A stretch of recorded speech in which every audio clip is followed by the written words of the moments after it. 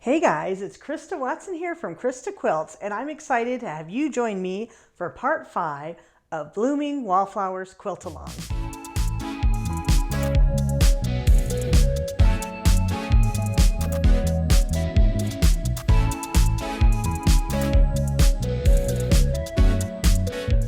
In this segment, I'm going to show you how I use my design wall and some 505 basting spray to baste my Blooming Wallflowers quilt.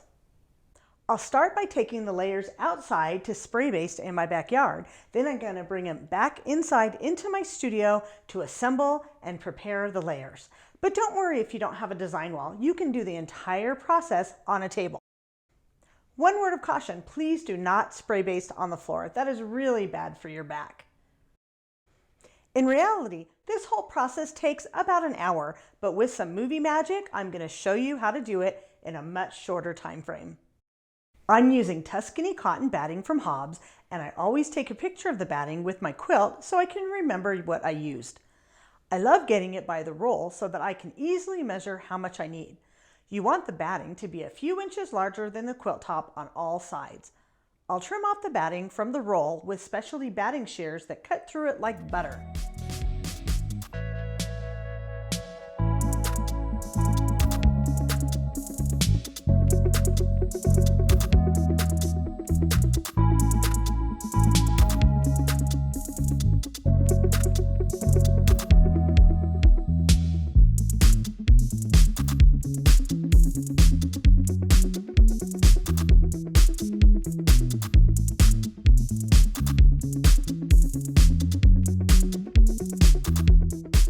Next, I'll cut off the extra batting on the bottom, and I can save that for smaller projects or to make up some practice quilt sandwiches.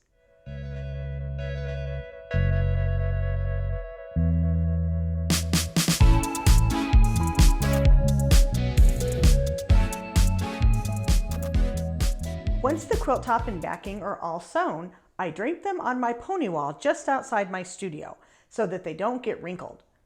Now it's time to spray baste outside with 505 basting spray. It's my favorite because it works great and I've never needed to try anything else.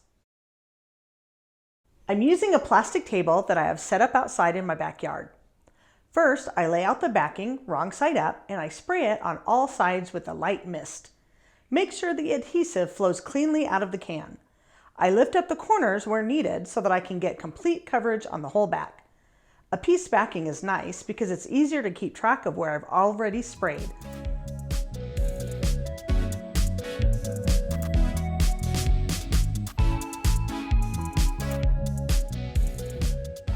I fold up my backing wrong side out and set it aside. Next, I spray the quilt top the same way. It's wrong side up and I spray it one section at a time. If you are worried about overspray, you can always use this sheet as a drop cloth underneath. It's okay to spray the quilt layers and then come back to it later. The basting spray will still hold.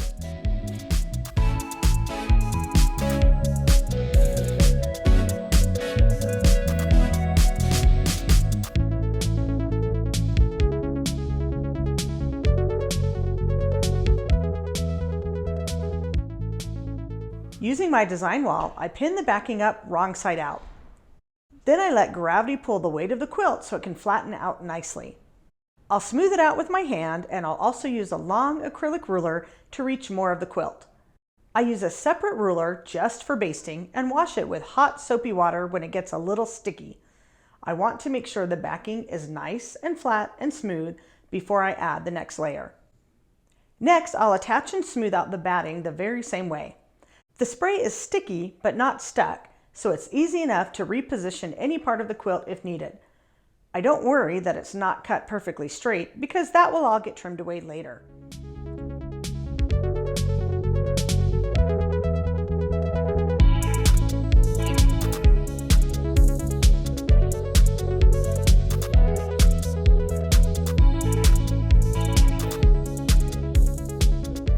Next, I'll add the quilt top the same way. I'm not worried about lining up the layers exactly. As long as the quilt batting and backing are larger than the quilt top on all sides, I'm good to go. Again, I'm using the long acrylic ruler to smooth everything out. This can also help line up any blocks or rows that are a little bit out of whack. If your quilt is nice and flat and smooth, it will be so much easier to machine quilt. Next, I'll trim off the excess batting and backing, so now there's only about an inch or two sticking out around all four sides. This helps prevent the extra from getting accidentally flipped and stitched underneath the quilt. I'm sure I'm not the only one who's done that.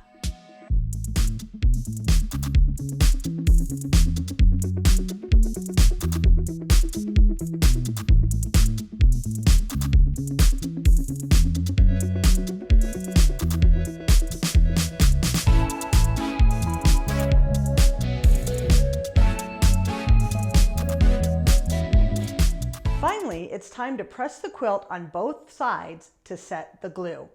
I'm using a hot, dry iron with no steam. By ironing the quilt on both sides, this allows you to smush and mesh the fibers together so that they'll cling to each other during the quilting process. It also allows you to work out any wrinkles as you go. And if you need to, you can lift up and reposition while you iron.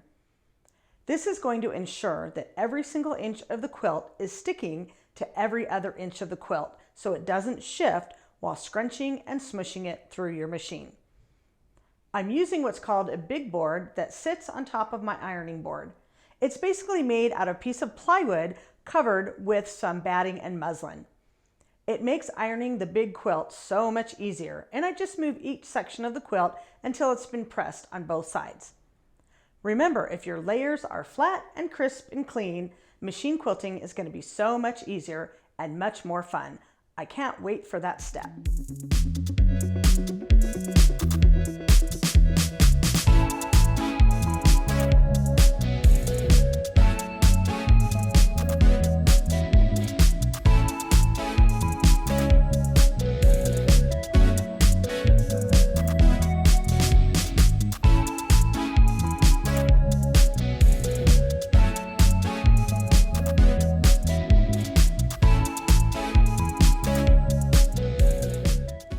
So what do you think of this technique? Are you willing to give it a try? If you do, please let me know how you like it. I've been basting my quilt this way for probably about 8 years, and it has completely changed my life. I know it will change yours too. It makes it so much easier to baste, and you don't have to stop and take out pins. Plus, there's nothing in the way when you're ready to machine quilt. Be sure to check the description box for lots of great information, including a link on how to make my design wall that you see behind me. Until next time, happy basting!